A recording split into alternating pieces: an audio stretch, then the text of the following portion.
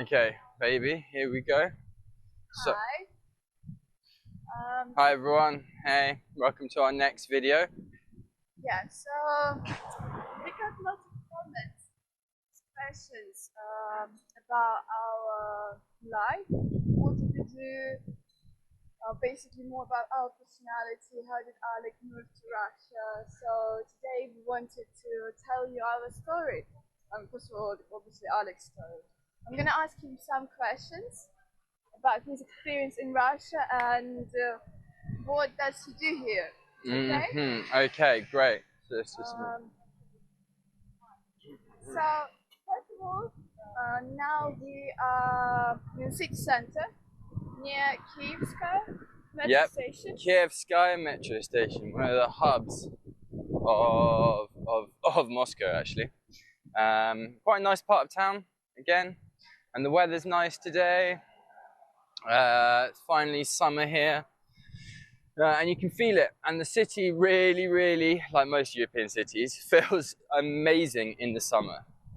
Okay, Katya, what are the questions you want to ask? Okay, first of all, so we all know that you've been in Russia for how long? Like almost 5 years. Yeah, like yes? 5 years.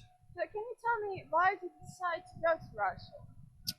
Well, I always wanted to be a teacher of some kind. Even when I was at university, I'd be working like teaching jobs, and after university, I moved to Oxford and I started working with teenagers and working in summer camps, and I wanted to go somewhere. I wanted to do some exploring, some traveling. Sorry, but what did you study? Oh, I studied philosophy. Philosophy, and you have There we go. And bachelor and master. yep, I did my master's. Yeah. I did my master's in European philosophy. So really exciting that. And it's probably one of the reasons why I had to get out of the UK, really. Not a lot of opportunity for philosophers back home. Anyway, so yeah, I got my degree. I got my degree, and I had worked in a lot of kind of summer camps around Europe. I remember I'd just come back from France, actually. I've been in France for about 3 months teaching English in the middle of France, in the middle of nowhere. It was a great experience. And I didn't just want to go to the places that most people went. Yes. What are these places? Well, look. Where do you usually go? You can go to France or Italy or Spain. I mean, that was when we were still in the EU, so it's probably not so easy anymore. But you could go there, and you wouldn't really get paid that much. But obviously, you got to live in these kind of amazing cities and amazing areas, and go around these amazing countries.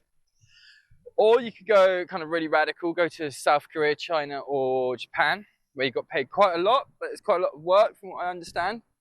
Like huge work culture.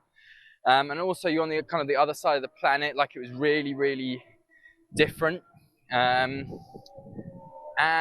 Or you can kind of quote unquote sell out and earn lots of money by going to Dubai and the Middle East, which just didn't really appeal to me. Obviously, you get paid loads being over there, but I wanted to go somewhere a little bit more interesting. So really, I considered South America. Which I think most people would say they would prefer, but I was always interested in Eastern Europe, to be honest. And I taught a little bit in Poland and Hungary, and I just wanted to get further and further into Eastern Europe because, and Russia, which had obviously always been perceived as, or is perceived as such an awful, terrible place. It's scary, it's cold, it's poor. These are what people, the stereotypes people think of it. That's why you're like, yeah, perfect. And I thought, okay, I'd go and try it out. I did only expect to be here for a year.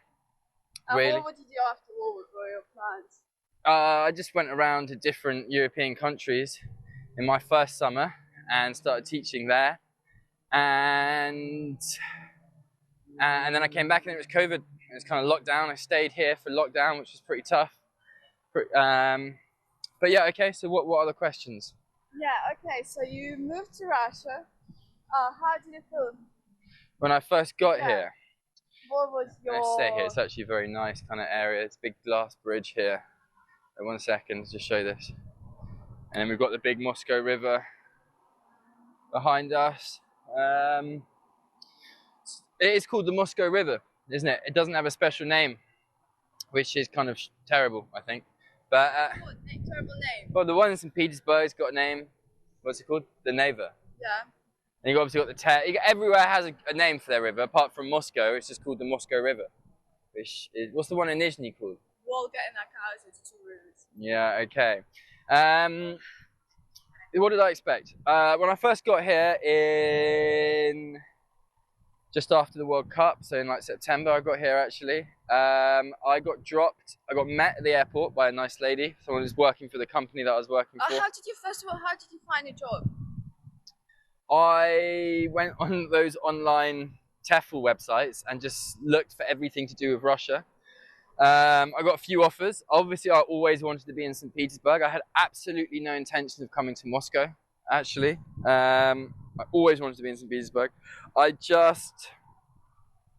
Yeah, the reason why, because everything is so centralized in Russia, that you earn loads of money. Yeah, so, you know, I had a better job offer here. A very, you know, I like the company. It was good, very good beginner company. I have moved on since then, but I only have good things to say about it. And there was more of a social element. Like, this was in like 2018 after the World Cup, and there were loads of foreigners, loads of English and Americans, right? And Canadians. And so, you know, there was a big sense of, wow, this country's really on the up, right? So my first year here was really characterized by that. Lots of parties, loads of events. The ruble was still fairly kind of strong in comparison to what it was now, where it was stronger. And I just had a great time, really. What do I think? When I first came here, I was kind of bored and lonely, actually. I didn't really have any friends, like for the first couple of weeks, maybe a month. And I had actually left my last relationship at the time because I was doing this with my life. And, you know, I was pretty sad. I was wondering if I'd made the right decision because it was a pretty, you know, everything was going well. You had quite a good job. Yeah, I had quite a, well, it was actually in Oxford at the time. There was potential for growth. Yeah, and you know, Oxford is a pretty lovely city, definitely to look at. And I got to the suburbs of Moscow, and I remember thinking, this place is an absolute war zone. This is terrible. Everyone lives in these huge blocks. I don't know what I was expecting, but it definitely hit me hard. Because the lady that was showing me around was like, oh, this is actually a really nice area. You've got like these 3 supermarkets, you've got these pharmacies. And I just remember being like, this is absolutely dreadful. Right? I don't know, just coming from England, for the most part, associated tower blocks with crime, right? And just general horribleness, right? Particularly tower blocks from like the 1980s or 70s.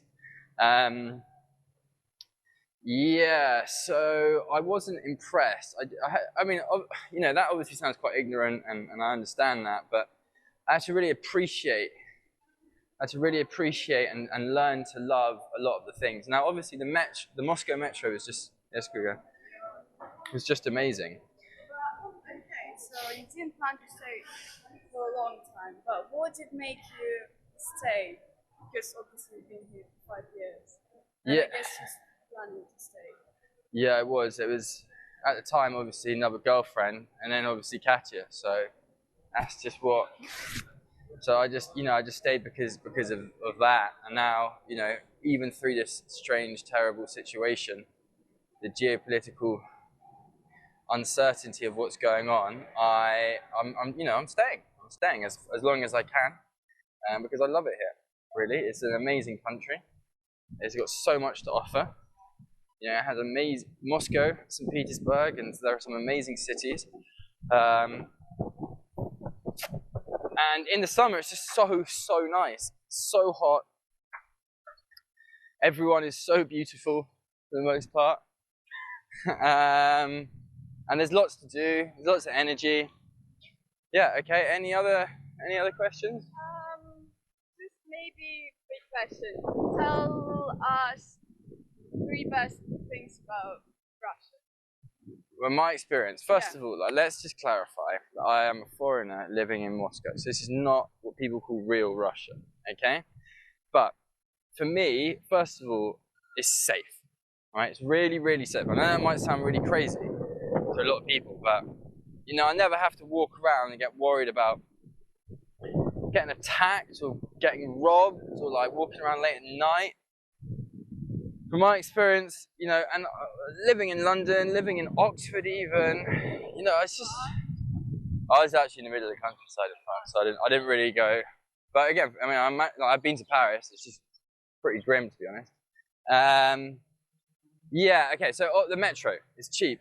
It's very affordable. It's really, really good, and it's amazingly beautiful, right? You know, a month ticket for 30 days, unlimited travel everywhere across the city is like £28. No, that's £25, right? That is insane. Now, the salaries are probably like 3 times lower on average than they are in London, maybe 2.5 times lower. About 2.5 times lower on average than they are in London. But the metro ticket, the tube ticket, is like 10 times cheaper. I imagine, I don't know, I think it's like 200 quid, right? Please tell me if that's true. In London, I haven't been back, I haven't bought one for a while. So that. Just, you know, it's like if you're looking for a kind of traditional valued girlfriend, right? And you're kind of not sick, but you know, it's not really what you're looking for in Western Europe or North American countries when it comes to dating. Then I think Russia is kind of the place for you, really. You know, I've definitely found someone who kind of aligns with a lot of my values, and yeah, I mean, look, it's just loads. Okay. Yeah, Thank you very much, Alex. Okay, so that was a quick video about. Oh, let's just get this lovely little water. Okay. So, what is place called? Ukrainian Kyievsky. No, that's there. Don't worry about that. Yeah, it's just a nice water fountain, right? Next to the Kievskaya train station. Okay, goodbye. Okay, bye bye. You take care.